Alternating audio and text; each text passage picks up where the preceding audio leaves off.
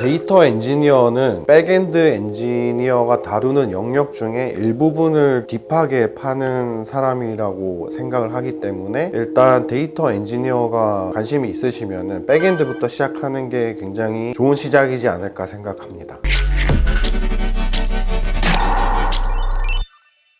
네, 저는 현재 4년차 데이터 엔지니어로 근무하고 있습니다. 비즈니스적인 의사결정을 내릴 때 기업이 그동안의 경영진의 어떤 그 직관에 많이 의존을 했는데 요즘엔 데이터의 중요성이 대두됐잖아요. 그래서 데이터 드리븐 의사결정 이래서 과학적으로 비즈니스적인 의사결정을 해야 하고 또 그게 좋은 결과를 낸다는 믿음이 있기 때문에 데이터 분석가나 사이언티스트들에 대한 수요가 생겼어요. 근데 이분들이 이제 업무를 진행을 하시는데 예를 들면 토스 같은 경우에는 그런 게 있거든요. 만약에 토스 앱을 2번을 이용을 했다, 3번을 이용했다, 그러면 그 이용자는 70%의 확률로 그 서비스를 계속 이용한다. 그러면 만약에 기업 입장에서 사업을 확장시키고 싶으면 2번 정도 이용한 고객은 한 번만 더 이용하면 되니까 남아있을 확률이 높으니까 마케팅 할 때라든지 그 셀링 포인트가 될 수가 있잖아요. 그래서 이제 데이터에 대한 중요성이 대두가 됐는데 그러다 보니까 이제 분석을 해야 되죠. 근데 분석을 한다는 것은 기술적으로 말씀드리면은 직접 데이터베이스에 분석가나 사이언티스트 분들이 쿼리를 그쪽에 날려야 된다는 의미예요.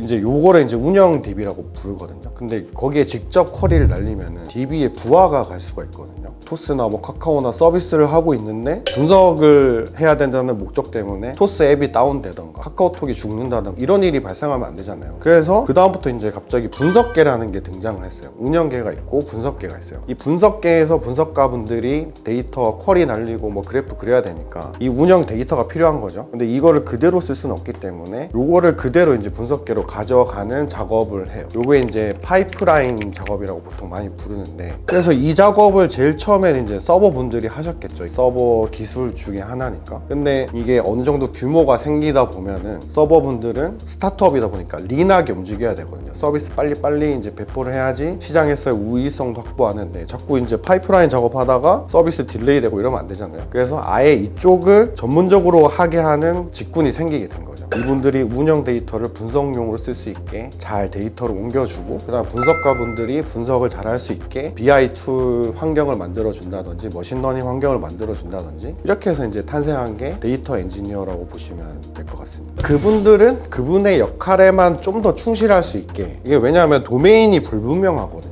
MSA라고 그런 아키텍처가 있어요. 백엔드 분들은 자기들의 영역만 이제 그 서비스를 관리를 하거든요. 근데 분석에서는 모든 영역에 그러니까 데이터로 예를 들면 고객 데이터, 주문 데이터 이런 게 다 필요하니까 어느 서버분이 이거를 해야 될지 경계가 불명확하죠. 그래서 아예 하나의 영역을 파서 이분들 일에만 집중할 수 있게끔 어떤 영역을 하나 더 추가했다 이런 느낌이 맞는 것 같아요. 백엔드나 이게 데이터 엔지니어 두 개 중에서 고민하시는 만약 분들이 계시다면은 백엔드는 좀 더 서비스랑 가까운 쪽이에요. 그러니까 자기가 만든 앱이라든지 이런 것들이 바로바로 이제 시장에 나가는 그런 스테이지에 있는 거고 데이터 엔지니어는 그것보다도 좀 더 무대 뒤에 있는 느낌이거든요. 직접적인 서비스와 관련은 없고 서비스가 어떤 방향으로 나가야 될지 비즈니스적인 의사결정을 할 때 데이터 분석가나 사이언티스트들의 판단이 필요하고 그분들을 약간 서포트해주는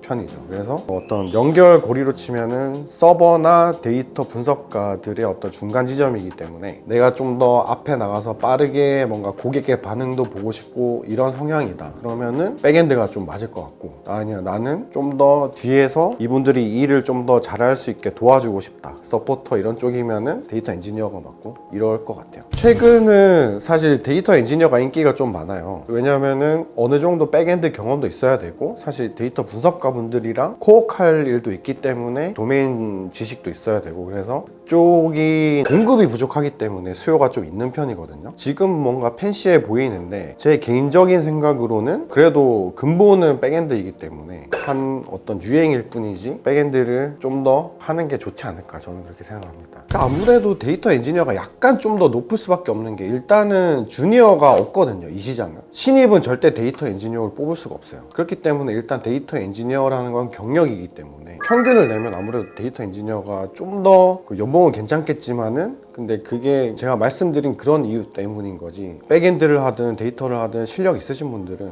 연봉에 있어서는 거의 차이가 없을 것 같아요. 저는 좀 특이한 케이스이긴 한데, 저는 연차에 비해서는 되게 잘 받는 편이긴 해요. 아무래도 좀 빡센 건 백엔드라고 생각을 해요. 제가 스타트업 기준으로 말씀을 드리면, 스타트업은 제품이 빨리빨리 출시가 돼야 되거든요. 새로운 기능이 추가되고 그래야 되기 때문에 기한이 되게 타이트하게 잡힐 때가 많고, 그럼 그 기한을 맞추기 위해서는 아무래도 좀 빡세게 해야 될 경우가 많죠. 데이터 엔지니어는 뭔가 직접적으로 시장에 뭔가 딜리버리 돼야 되는 그런 것들이 적기 때문에 좀 더 여유가 있는 편이고, 업무의 난이도라기보다도 빡센 거는 백엔드가 좀 더 빡세다고 생각을 해요. 백엔드의 어떤 일정 부분이라고 말씀을 드리긴 했지만은, 가장 큰 차이는 뭐냐면, 일단 데이터 엔지니어는 다루는 데이터의 스케일이 약간 달라요. 백엔드 분들은 자기가 이제 MSA 기준으로 이제 서비스가 돼 있다고 가정을 했을 때, 자기의 도메인 쪽에 이제 데이터랑 이제 애플리케이션만 관리를 하거든요. 근데 데이터 엔지니어 같은 경우에는 모든 도메인의 데이터를 다 관리해야 되기 때문에, 일단 뭐 페타바이트, 테라바이트 정도는 기본으로 데이터를 다루기 때문에, 그런 측면에 있어서 사용하는 스택이 뭐 그 SQL 이런 것보다도 뭐 스팍을 쓴다든지 이런 식으로 해서 문제를 해결하거든요. 그래서 그 부분이 좀 기술적으로 차이가 있는 부분이라고 생각을 합니다. 저도 딜레마가 있는데, 백엔드를 해야 될지 데이터 엔지니어를 해야 될지. 왜냐하면은 저 같은 경우는 그래요. 스타트업에서 빨리빨리 좀 그렇게 하면서 좀 이렇게 치열하게 뭔가를 하고 싶은데, 데이터 엔지니어는 약간 한 발 뒤떨어져서 좀 느긋하게 데이터를 바라보고 관찰하는 그런 성향이 있기 때문에, 최근에 느낀 게 이게 좀 나랑 좀 맞지 않는구나. 그래서 다시 저는 백엔드로 가고 싶은 생각이 있어요. 뭐 제가 어떤 성향인 분들은 데이터 엔지니어가 맞다, 백엔드가 맞다 이렇게 말씀을 드리기는 저도 어려운 상황이고, 본인이 좀 해보고 나는 이게 맞다, 아니면 이게 맞다, 좀 이걸 좀 스스로 느끼는 게 좋지 않을까, 그렇게 생각합니다. 백엔드나 뭐 데이터 엔지니어 쪽으로 고민하시는 분들이 있을 수 있는데, 저의 경험이 조금이나마 도움이 됐으면 좋겠습니다.